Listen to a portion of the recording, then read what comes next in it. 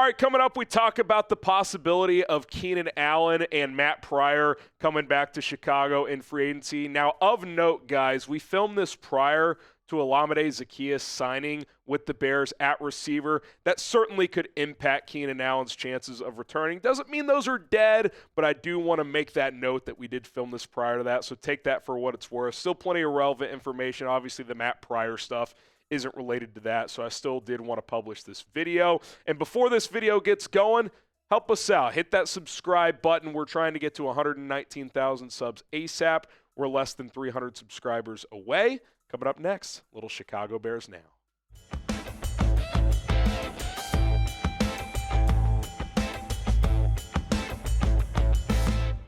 Two of the Chicago Bears' most notable free agents are still out there, and on today's show, I'm going to explore if they should bring them back. My name is Harrison Graham. Welcome into Bears Now. You got Matt Pryor, you got Keenan Allen, two guys that I'm pretty intrigued with still at this point in time. I've started to come around to the idea of bringing Keenan Allen back. I was pretty certain he'd be gone, and if I was a betting man, I'd still guess that is the case, but we'll talk about him here in a little bit. Let's talk about Matt Pryor, who I think was one of the better stories for the Bears last year. I mean, obviously the offensive line was an issue, and I'm not going to act like Matt Pryor was a world beater, but they signed him to be kind of a camp body, roster bubble guy, and not only did he make the team, he started most of the year because of the Nate Davis situation, and he had the best year of his career, kind of settled in at that guard spot where before he's kind of been just filling wherever, which he can certainly do, but I think he built some confidence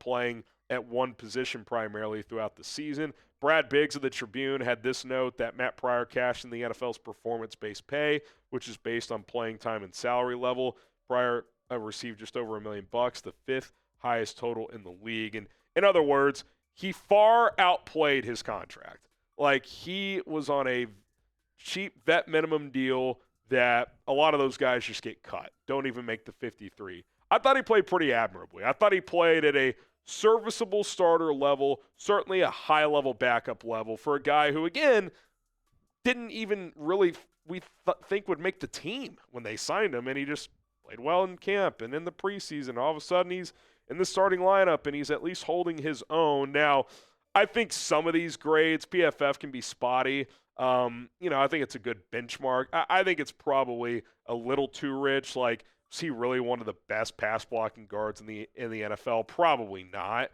But again, I think he played at a serviceable starting level. And, I kind of wondered, like, could a team sign him to be a starter? Like, you look at a team like the Texans, they just traded for Ed Ingram. I think Matt Pryor is better than Ed Ingram, but that's neither here nor there. I look at this group, obviously he wouldn't start. If you brought him back, he'd be a backup. And look, maybe he's holding out hope for a starting job somewhere with a team. But I still think you could use a quality backup that can play guard, that can play tackle. Obviously, we are hopeful Karan Amagaji can be a reliable backup, but he may also have to take some starting reps in the offseason with Braxton Jones banged up. I like Bill Murray. He's coming off a major injury, has limited playing time in the NFL. Ricky Stromberg is probably really only just a center. Then you have a bunch of guys, Ryan Bates, if healthy, is a quality backup. Major injury problems last year. I would cut Ryan Bates and sign Matt Pryor right now. If you cut Ryan Bates, you save $4 million. Give Matt Pryor that $4 million, and if you need to give him 5 or 6, okay. Even if it's $6 million, that's low-level starter, high-level backup. Okay, you basically paid $2 million from him because Ryan Bates proved last year unreliable with his health. Matt Pryor, if nothing else, was pretty reliable. He was available. They did what he asked, and he played at a serviceable, solid level. So I would like for him to come back. You may have to wait a little while because, again, he could be looking for a starting job. He might find one in a league that, let's face it, could use better offensive line play. And the way he played last year, he could certainly start for somebody. But, if that opportunity dries up, maybe he'd be willing to come back to Chicago, and you could kind of sell him on a number 6 offensive lineman. We're like, hey, you are going to be our top backup. If one of our tackles gets hurt, you go in. If one of our guards gets hurt, you go in. And I think in that role, he could be pretty good. Dan Skipper in Detroit played some snaps last year because Ben Johnson uses 6 offensive linemen sometimes. So I think he could be someone that could do that. So hopefully that's still under consideration for both parties. As long as he's available, it certainly remains to be a possibility. Do you want Matt Pryor back? I do. Type Y for yes, type in for no. Let me know in the comments section down below. And coming up next, we will talk about Keenan Allen as well, as a bit of a surprise that he remains unsigned at this point in free agency. But first, got to tell you about our sponsor, PrizePicks. Daily fantasy made easy at prizepicks.com/CLNS. Use the code CLNS to get a $50 bonus when you sign up and play your first lineup for just $5. It's really easy. You just set lineups of 2 or more players up to 6, and you pick more or less on the stat projections that PrizePicks offers. Basketball, baseball, when you're in football season, tons of stats to play like fantasy score, yards, touchdowns, points, rebounds. Basketball, the action is heating up on the court. You got baseball just around the corner. You can cross over your sports with your picks. Got a little example of a lineup right here as Austin Reeves with LeBron James banged up is basically the number 2 right now at the Lakers. So I like the more on his points, rebounds, and assists. Kobe White, I got the more on his points. The Bulls has kind of been cooking recently. So 10 to win 30 on that one. You can win up to 1,000 times your money on certain lineups. $10 can turn into 10,000 if you hit. So get started. What are you waiting for? If you're a new customer, use our link, prizepicks.com/CLNS. Code CLNS. Get you a $50 bonus when you sign up and just play $5. Doesn't matter if you win or lose. You're getting an additional $50 for free. Okay. Let's talk a little Keenan Allen. Could he be back in Chicago? I'd say it's a surprise that he remains unsigned. He's certainly still a starting caliber receiver in this league. For some teams, a number 2. I think on a good team, a number 3 role, working the slot, is proper for him. Definitely saw a dip last year. He's lost a step, but still a good route runner. Can still certainly play at a solid level. Remember, during the season, he hopped on a podcast. I think it was with David Kaplan. I don't quote me on that. I have to double check, but I think it was with Cap. And he was basically asked, like, hey, like, how are you viewing your upcoming free agency? Like, do you want to stay here? Do you want to go elsewhere? And he basically said, I want to either re-sign here or go back to L.A.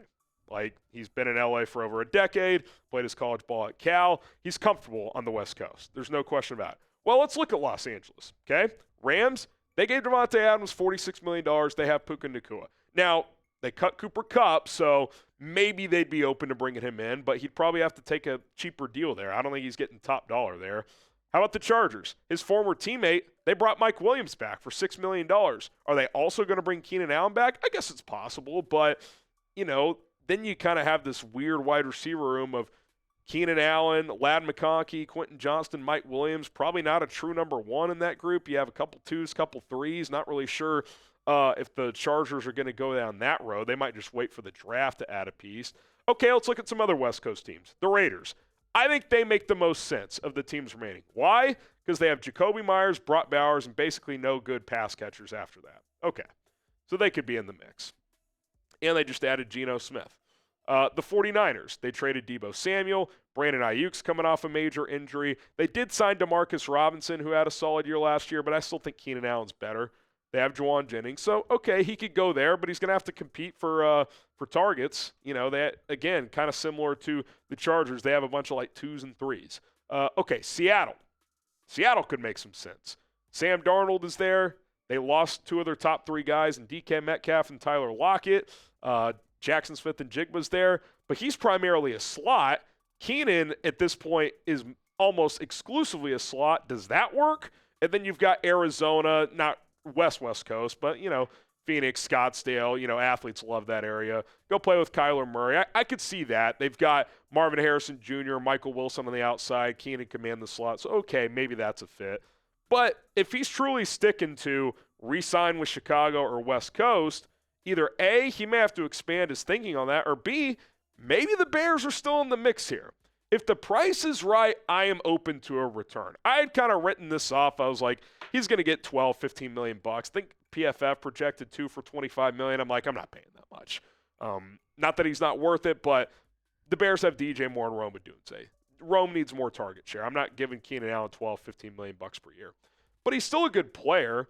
he kind of had a weird year. Remember, he had that heel issue, and then he had some drops, but then he had some big games too. Huge game against Detroit on Thanksgiving, big game against Minnesota.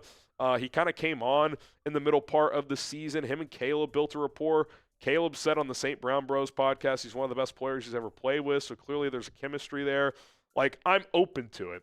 And let's be clear, even though I don't think this team needs like a high-level wide receiver 3, which Keenan Allen is Tyler Scott that? Probably not. So if they don't re-sign Keenan, they're going to have to get somebody, whether it's in the draft or free agency. So if the money gets down to if it's a little more than what Hopkins got, which was $5 million up to $6 million, I mean, if you can get him at $8 million, would you bring him back? Like, I probably would. I probably would bring him back. But here's my thing. If you bring him back, I think it needs to be clear that he is the third guy. Like, DJ and Rome are the primary weapons. Now, that doesn't mean you're like, okay, once I throw to Keenan 5 times in a game, I'm not allowed to throw to him again. I'm not saying that. You still have to go through reads, your progressions. But in terms of, like, building your game plan, you're probably not building your game plan through Keenan Allen at this point. Like, he's a guy on third down, reliability, be that safety valve for Caleb, all that stuff. Rome Odunze, you took him number 9 overall. He needs more targets, period, end of story. So if he understands that and the price is right, I'm in. If not, I'm out. It's really that simple. So that's where I'm at with Keenan Allen. What say you? Where are you guys with it? Who will be the Bears wide receiver 3 in 2025? If you think it's Keenan or want it to be Keenan, let me know. If you want to predict someone else in the comments, like Cooper Kupp, go ahead. I will say this, recent report on Cooper Kupp, some teams are willing to offer up to $12 million per year. I am out at that price, just like I would be with Keenan. Too expensive. But you let me know who the Bears wide receiver 3 will be. All right, that's going to do it for this episode of Chicago Bears Now. We will continue to monitor things in NFL free agency. Obviously, you got the draft coming up, other news and rumors, so stay tuned, lock us in, and subscribe, and bear down.